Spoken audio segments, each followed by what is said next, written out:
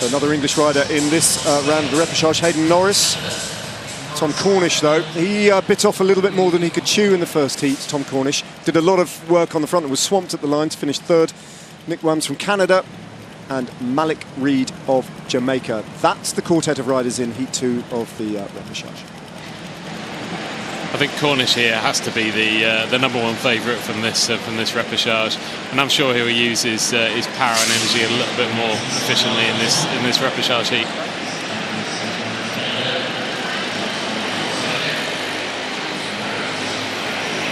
Distinctive growling sound of the Derny, revving up from the other side of the track. Paul Curran making his way, steely-faced, to pick up the sprinters. 4 of them in the second heat of the repechage, and to pilot them through 3 laps at pace setting. Here we go.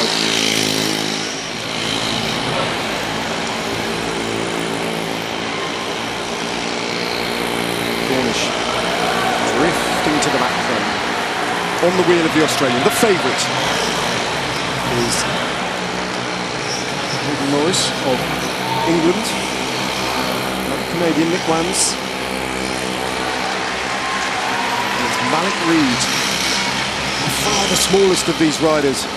Pocket Rocket, the Jamaican sprinter, who finds himself on the wheel of the Derny now. 10 kilometres an hour faster than when they picked up, slowly ranking it up. That speed will touch 50 by the time Paul Curran drops them off. The Australian on third position there, Cornish, his tactic will be to basically do this effort twice, do a jump to get past the riders. The gap opens up, he'll be aware of that. It's not in his favour. Well played by the Canadian. If he gets jumped by the Australian, he's got a wheel to follow. What does Malik Reid do here? He sits up, doesn't want to come off the wheel. That's the race stopped. That's the race stopped. So the gunfire in, there was too much distance, so the riders weren't following the bike. So what happens now? It's a very good question. I would expect it to be a rerun, a straight rerun of the race, and a warning given to the Canadian rider for not following the Derny. Or worst case scenario, he might get relegated.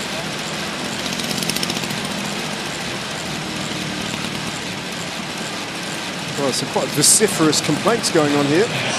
Yeah, it's a good Canadian coach talking to the chief commissaire. Well, I suspect... And I think he's just been relegated. Yeah, it looks like it. I mean, the sanction, Barney, the sanction has to be there. If you identify that as a breach of regulations, you can't just rerun it without a sanction being imposed. No, absolutely. And the riders know the rules. The riders know they have to follow the Derny. And ultimately, he's been disqualified from the event. Here's the gamesmanship. Nick Wams letting the wheel go of Malik Reid and just opening that gap up. Now, there's gamesmanship and then there's a breach of the regulations. It's a fine line, but that looked egregious at that point. Yeah, I agree there. The rules are the rules. And it was a lap and a half where he started to go for the Derny, where he started to let the gap open, so it was very obvious what he wanted to do. You can see the hand gesture. And I'm sure what the chief commissaire is explaining at the moment. It's fine for riders to leave a little bit of a gap in front of them. So we talk about room to rush into in the line, but that went a little bit beyond that. It was more than room to rush into. It was a definite gap that was being left. Yeah, the idea of the Derny is to pace them up to 50 kilometres per hour, and if the one of the riders object to doing that, it can cause a completely different race, and that's why there's been so much discussion there. Jason Kenny now getting involved in the discussion, and you can see that hand gesture was aimed at Nick Wams. He's off. Out of the competition. Steps off. Pylon, like what do I do? Like he's 11. Yeah, I know. What did I do wrong? I'm sure he actually does know the rules of the race is to follow the Derny up to 50 kilometres an hour before it pulls off. Trying to change the dynamics of the race there. Very disappointing for the Canadian. Yeah. Probably following instructions also from the coach. Travelled a long way to take part in the Keirin, Nick Wams, and as you say, Rochelle, might well have been instructed to do just that. And if that's the case, that would explain some of that deep frustration that he feels here. But makes the task that little bit easier, potentially, for the 3 remaining riders in this heat who are going to have to race now with a 33% chance of staying in this competition. Well, you can see he's doing well to hold the emotions in there. Yeah. I think in those situations it's probably a little bit embarrassing too that the mistake he's made, a very simple mistake, is something he could have easily followed the bike in front of him. And I think it's crucial that all the riders understand the rules, and I'm sure he'll be looking at the rules tonight.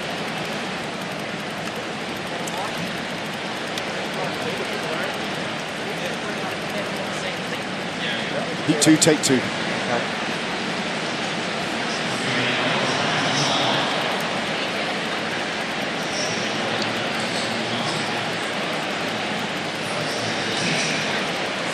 Rider Keirin.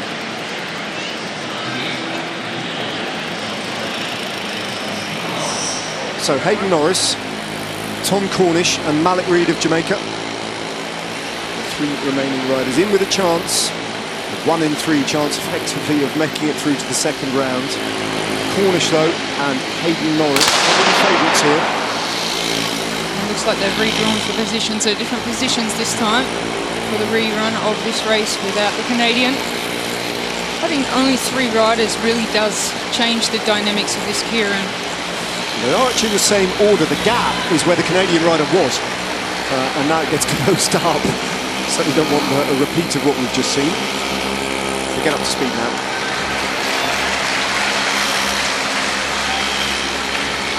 I'm glad Cornish has moved up a little bit now. I was getting him a little bit worried when he was leaving a gap as well. Yeah.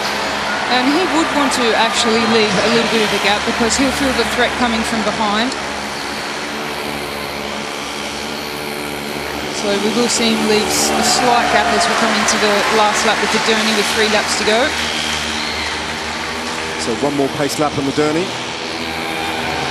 Malik Reid has a problem.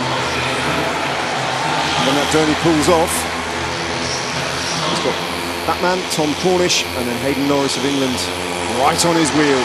And a small gap opens up there again, just a legitimate gap this time as Tom Cornish just looks round very, very wary of the threat of Hayden Norris.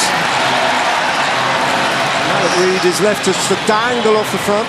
Reid hasn't really opened up his sprint, he's just drifted off the front. And he might just develop this into a long-range attack. Jamaican rider almost in a race of his own now. As Cornish watches Norris warily coming up onto his wheel. Those 2 riders, as the bell comes, they're going to sweep past Malik Reid, and it's a battle between England and Australia for the final place in the repechage. One of these riders is going to go through to round 2. Norris going on the outside of Cornish. Cornish got too much. Cornish is going to hold on. Cornish takes it, and he goes into round 2, and he bossed it. A very confident ride from Tom Cornish, who knew he had the power to hold off everybody there. And it was actually quite an economical performance in the end. Despite the restart, Tom Cornish did the bare minimum to get through there. Absolutely, yeah. He looked really controlled in that repechage, and you could tell even when the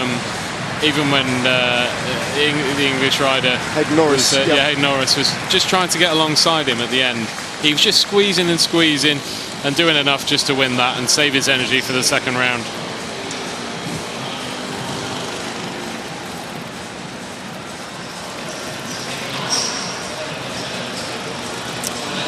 So that is Heat 1 and Heat 2 of the repechage done. Very, very confident performance of Tom Cornish, who went into that heat as favourite and came out as the qualifier. Hayden Norris in second place, not good enough for him. Malik Reid quite comfortably in third in that particular heat. Nick Wham's disqualified from Canada.